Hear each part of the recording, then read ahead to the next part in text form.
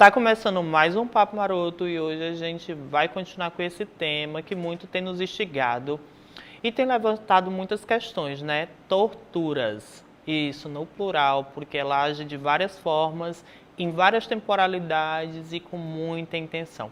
Geralmente elas não são boas.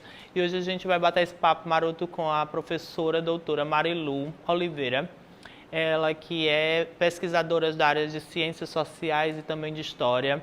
Então a gente vai conversar com ela e saber como é que essas torturas elas agem dentro de um percurso e dentro de um território, seja ele no Brasil ou fora do Brasil, em regimes totalitários. Tudo bom, professora? Tudo bom? Olá, já deu um prazer estar participando do Papo Maroto. Agradeço pelo convite. Professora, para começar o papo, eu queria que você apresentasse para quem está em casa um pouquinho da sua pesquisa nessa área, né? Como é que ela funciona e de que forma que ela atravessa o tema de hoje. Eu recentemente venho pesquisando a ditadura militar através da literatura. Já é uma área em expansão no Brasil, a utilização da literatura, porque fora do Brasil, na França, principalmente a França, porque a gente tem um legado muito grande dos estudos franceses, né? Eles trabalham muito com as memórias traumáticas, né? As memórias da Segunda Guerra Mundial, né? E nós temos a nossa experiência traumática no Brasil, que são as ditaduras, né? E principalmente essa última ditadura, que é a ditadura foi de 64 até 1985. Então, os registros dessas memórias, elas se dão muito do ponto de vista da literatura.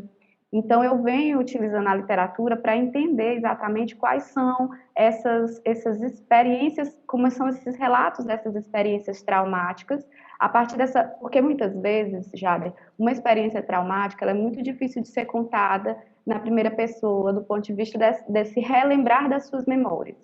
Então, a literatura é utilizada, às vezes, como um refúgio, quer dizer, você pode, dentro da perspectiva dessa criação, né, dar um final alternativo, dar uma outra perspectiva, né? Eu lembro muito do, do filme do Tarantino, né, Bastardos Inglórios, onde ele dá um final alternativo, né, no cinema, matando a figura de Hitler. A gente sabe que não foi daquele jeito, mas a experiência dos recursos artísticos, né, da literatura, no caso, que é o que eu venho estudando, ela possibilita pensar. Só que a grande questão do ponto de vista do material de fundo, né, do recurso histórico, existe um material ali que é exatamente o fundo da memória onde foram construídas aquela narrativa artística.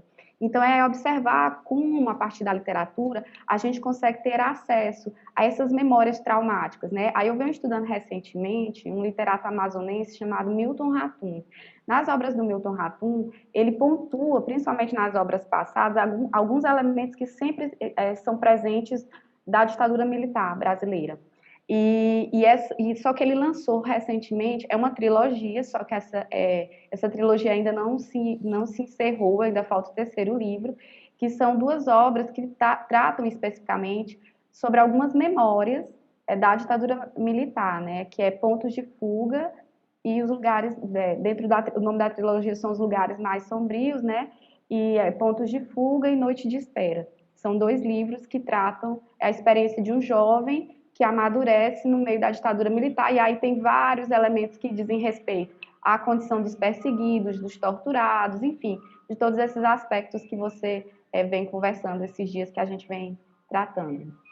Você falou agora de alguns termos, que no caso não são termos, né? São ações que são bem comuns, né? Perseguição, investigação, e por último, e talvez mais importante, porque ela nos toca de várias formas, profundamente no imaginário coletivo e também fisicamente quando a gente pensa nas dores das famílias. E a gente viu isso agora com as pesquisas sobre a Comissão da Verdade, né? Quando a gente começa a desencavar essa memória não só simbólica, mas também física, né? Com as ossadas, que chegam a mais de 1000 ossadas. e a quantidade de desaparecidos, que não são nem colocados como estatísticas nem de corpos encontrados e nem de alguma história, ou seja, são memórias interrompidas. A gente poderia então dizer que os regimes totalitários ou ditatoriais, uma das características fundamentais seria a tortura? Sim, a ideia desses regimes, tanto do ponto de vista, porque existe uma pequena diferença entre regimes totalitários e autoritários, né? Eles partem de um princípio que é o princípio comum, que é exatamente o recurso à violência. Existem algumas diferenças do ponto de vista da forma como eles se inserem enquanto regimes, mas assim, o importante é compreender que eles são totalmente diferentes dos regimes democráticos em decorrência da ideia da utilização da violência e da força física, né, dessas contenções, tanto do ponto de vista das minhas ações, no que diz respeito ao domínio do meu corpo, então, a utilização do recurso da violência física com relação ao corpo e também no que diz respeito à questão ideológica, né, do ponto de vista de um cerceamento em torno de uma perspectiva ideológica. Então, existe uma violência do ponto de vista psicológico, né, ideológico, e uma violência do ponto de vista físico. Então, há os regimes autoritários e os regimes autoritários, que seriam o extremo dos regimes autoritários, né, são os regimes totalitários, eles cerceiam e eles utilizam da violência de uma forma extrema, exatamente para condicionar os corpos e as mentes, né? O que é o extremo do totalitarismo, como diz a Hannah Arendt, né? Que é aquela filósofa, enfim, judia, que inclusive fugiu campos de concentração na Europa e foi morar nos Estados Unidos. A Hannah Arendt, ela diz que existem, e nós vivemos sobre alguns regimes autoritários, os golpes militares na América Latina, eles foram, em sua grande maioria, regimes autoritários, profundamente autoritários, mas o totalitarismo, né, no caso como, por exemplo, nazismos, fascismos, eles implicam uma forma extremada dessa utilização do autoritarismo. Quer dizer, a ideia é processo intenso de aniquilação de grupos inteiros, né, como a gente já viu. E aí é lembrar que, por exemplo, regimes autoritários, eles são totalitários para alguns segmentos, né? Eles são totalitários. Se a gente pensa do ponto de vista, por exemplo, da mortalidade em torno das populações LGBTQI+, no Brasil, ou das populações negras, existe um regime aqui com viés profundamente totalitário. Quer dizer, que não defende, que não cria políticas públicas, que, na verdade, chancela esses crimes que ocorrem, né? A população negra e jovem, ela é dizimada no Brasil, né? E aí isso é um legado que não é só da ditadura militar, mas que foi legalizado durante a ditadura militar. Quer dizer, sempre existiu a prática de tortura no Brasil, sempre existiu essa repressão. Inclusive aqui no Piauí, a gente tem um livro do professor Francisco Alcides do Nascimento, que fala, na época do Estado Novo, das torturas que sofriam, né, os prisioneiros para eles se dizerem, né, culpados em torno dos crimes, dos incêndios das casas de palha, que quem estuda a década de 40 no Brasil, no Piauí, sabe da importância desses incêndios em Teresina. Então já se prendiam pessoas pobres nessa época, geralmente pessoas negras, e se torturavam essas pessoas para que elas assumissem os crimes. O que ocorre em 64, na verdade, é que o governo militar, ele legaliza essas práticas de uma forma muito mais profunda, né? E aí existe um componente muito mais específico aqui, porque além das populações negras, das populações pobres, que já eram torturadas, aqui existe também um componente político, né? Passa a se prender também por um componente puramente político, por uma questão ideológica. Aí a gente tem toda uma doutrina que foi adotada durante a ditadura militar, que é a Doutrina Nacional de Segurança e Desenvolvimento, que dizia que dentro da própria população existiam inimigos, que eram inimigos ideológicos, que precisavam, antes mesmo, veja só, antes mesmo de um crime acontecer, eles já precisavam ser punidos. Olha só que absurdo, né? Não existe um respaldo dentro de um regime democrático que diga que antes de você cometer um crime, você tem que pagar por isso, né? Então, a ideia é exatamente essa, de prender essas pessoas. E as prisões, na ditadura militar, é diferente das prisões que ocorriam em tempos anteriores, que elas se davam no sentido de assumir, as pessoas eram presas para assumir determinada culpa. Durante a ditadura militar, essas prisões que ocorriam, elas se davam, além de assumir a culpa, também no sentido de informar mais ações de outros sujeitos, ou seja, era importante, a tortura ela era fundamental nesse sentido, para o processo de compreender, por exemplo, o funcionamento de uma organização política, o funcionamento de um partido clandestino, ou umas ações. E a gente sabe, eu gosto muito quando a gente faz a pesquisa no site Brasil Nunca Mais, que é um grande núcleo de informações em torno da tortura durante a ditadura militar no Brasil, está disponível para quem quiser pesquisar, inclusive com relatos muito poderosos, né? Os processos estão todos lá, inclusive os processos dos presos políticos aqui do Piauí, na época, que ele sempre diz, olha, muitos desses relatos, assim que a gente abre o site, diz assim, muitos desses relatos, eles foram conseguidos sob tortura. Então, a gente tem que ler já pensando nisso, né? A gente já tem que internalizar a ideia de que alguém, por exemplo, delatou alguém porque estava sobre uma violência incrível, né? Sobre uma violência extrema. Então, a gente tem que entender que muitos daqueles relatos eles foram conseguidos porque o recurso que era utilizado para essas informações era exatamente a violência. Você falou que está fazendo pesquisas a partir de um território do sensível, né? Que no caso seria da literatura. E é curioso a gente trazer essa ideia do sensível para hoje, porque a tortura, assim como os regimes, elas performam o seu tempo, né? Elas são adequadas ao seu tempo. E elas acabam atravessando hoje, dentro da democracia, o discurso de democracia, ou seja, do justiçamento para se fazer justiça. Talvez seja um pouco perigoso essa comparação, mas é possível a gente trazer e traçar um paralelo para essas marcas da ditadura a características contemporâneas do nosso tempo e infligir das leis na justificativa de fazer leis?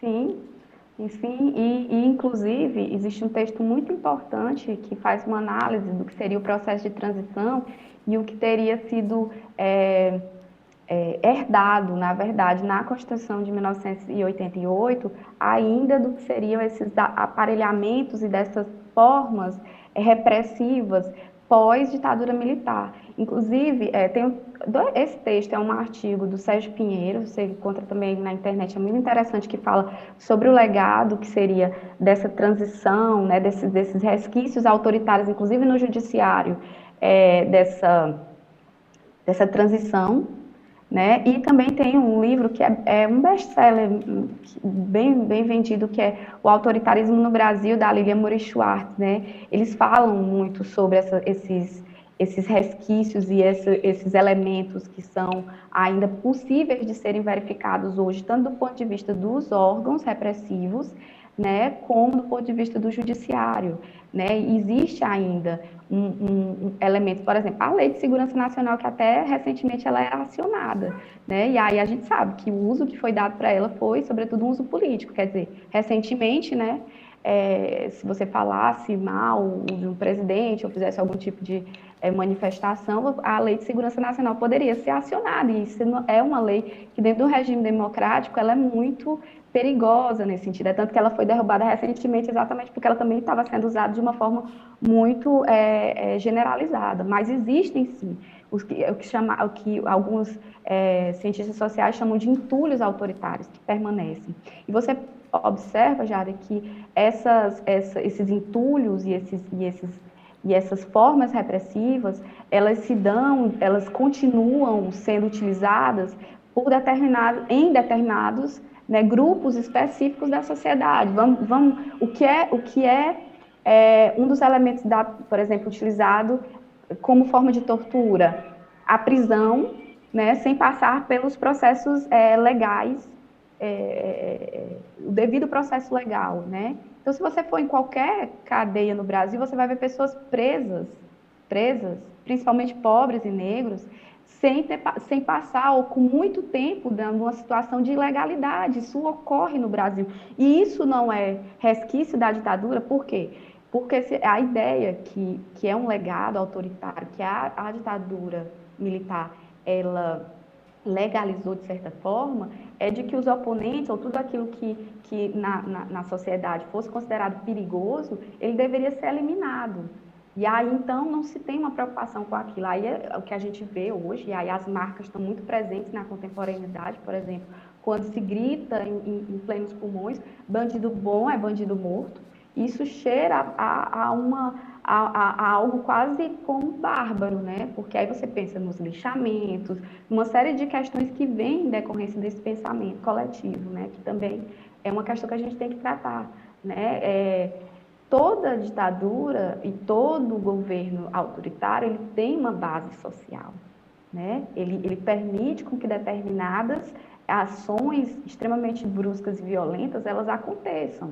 Elas meio que legitimam, por mais que os estados sejam autoritários ou totalitários, né? No caso dos totalitários, a população ela não interfere nas ordens do governo, mas ela legitima, em grande medida, essas ações, né? A gente pode perceber, por exemplo, na Alemanha, né, como era a questão com os judeus, né? Eu estou dando esse exemplo, mas na nossa sociedade isso é muito claro, por exemplo, né? Como se trata a ideia de que existem bandidos que são melhores que os outros, né? Quando se é negro, quando se é pobre, esse sim pode ficar preso indefinidamente, e isso é uma forma de tortura. O indivíduo está sendo preso sem o devido processo legal. Então, quando a gente pensa em tortura, né? E aí a gente se recorre, por exemplo, à ditadura militar, a gente pensa geralmente naquela tortura física, né? Que ela continua ocorrendo, inclusive a gente sabe com os assassinatos, né? Só uma questão que eu acho importante ser atualmente em São Paulo houve, né, a necessidade de se utilizar a câmera, né, nas ações policiais. É impressionante como o número de mortes ela reduziu. Então, existe uma coisa muito errada nisso que a gente precisa compreender onde é que está o erro. Quer dizer, o Estado está, muitas vezes, criando condições para que haja dizimações de determinadas populações. Então, existe algo que precisa ser pensado, que precisa ser, e que foi legitimado durante a ditadura militar e que não acabou com o regime democrático, né, que a gente hoje chama de democracia, mas veja só, já existem historiadores dizendo que em 2016, com o processo de retirada da presidenta Dilma Rousseff, houve já um corte nessa noção de democracia que a gente tem hoje, e nós já estamos vivendo uma outra fase, que é preciso, então, os cientistas sociais, os historiadores começarem a pensar em nomear para o Brasil. Que tipo de situação é essa, né, que nós estamos vivendo de uma forma específica do ponto de vista político. Mas o que eu estou te dizendo, assim, desse ponto de vista dessas ações, é que, de fato, prática de tortura, práticas de ações violentas, inclusive respaldadas pelo Estado, elas não terminaram com a ditadura militar. Ainda não se criou, os governos podem até, inclusive governadores, presidentes, né, muito mais os anteriores do que o presidente atual, eles podem, inclusive, fazer discursos solidarizando com vítimas, né, dessa ação truculenta do Estado, mas o que de fato é feito do ponto de vista da reestruturação desse modelo policial, repressor, né, o que de fato é visto para que haja uma nova configuração e uma mudança e que, para de fato, haja um fim desse modelo violento em que nós existimos. Né? É muito difícil, porque a ideia de que a democracia, ou o princípio democrático, ele nasce exatamente para conter a violência. Ou seja, a democracia ela implica uma união de vozes distintas para que a gente consiga viver dentro dessa multiplicidade. A ideia da democracia é a multiplicidade. Quando se fala no processo de aniquilação do outro, quando se fala no processo, ou que se respalda isso, inclusive do poder público, isso cheira muito mais a fascismo do que ao princípio democrático, né? Esse papo a gente já recebeu aqui dica de livro, dica de artigo, nomes de autores, e a gente deixou tudo aqui nos caracteres, tanto o arroba como você pode encontrar a professora Marilu, quanto também as dicas que ela passou pelo programa. Eu queria muito agradecer, que pena que é curso e o nosso tempo é curtinho, é reduzido, mas o papo não precisa encerrar aqui, a gente pode estender para as redes sociais da TV Assembleia, as minhas redes sociais e a da professora, e trocar mais informações e saber como é que a gente pode construir um estado menos violento ou um estado de paz. Professora, eu queria lhe agradecer e pedir que você deixe um recado para quem está em casa, que quer achar mais ou que quer entender um pouco melhor sobre o tema. Eu que agradeço, viu, o convite, fiquei muito feliz, e principalmente como é o assunto da minha área de estudo, né, então eu fico muito feliz e agradecida por poder participar. Eu acredito que existe, sim, uma série de livros e de estudos importantes para quem quiser entender esse período e as memórias traumáticas em torno desse período. E aí eu vou dar a indicação do literato, né, porque literatura é sempre muito bom, que eu estou estudando agora, que é o Milton Ratum. A gente emerge, né, a gente entra nesse universo da ditadura militar e as consequências disso para os sujeitos que vivenciaram esse período, né. Então, é a trilogia dos lugares mais sombrios. Por enquanto só temos 2 livros, né? A Noite da Espera e Pontos de Fuga. Eu acho que é uma introdução importante, inclusive para adolescentes que gostam desse mundo do universo da literatura, ao mesmo tempo em que eles criam uma sensibilidade em torno do mundo, que a literatura ela nos permite, né? Essa sensibilidade em torno do mundo. Ele também nos educa para um passado recente do nosso país, né? Observa como as pessoas que vivenciaram, elas carregam essas memórias e essas memórias traumáticas em torno desses eventos políticos, né? Tiveram que ir embora do Brasil, ou tiveram pessoas que desapareceram, enfim. Eu indico, então, esses 2 livros, que são os livros que eu estou estudando agora, e é uma literatura que é bem gostosa de ser lida. Mais uma vez, muito obrigado. Eu fico muito feliz desse papo maroto. E dizer que a gente está voltando para o estúdio, porque ainda tem muito mais. Raquel, a gente está voltando. Thank you so much.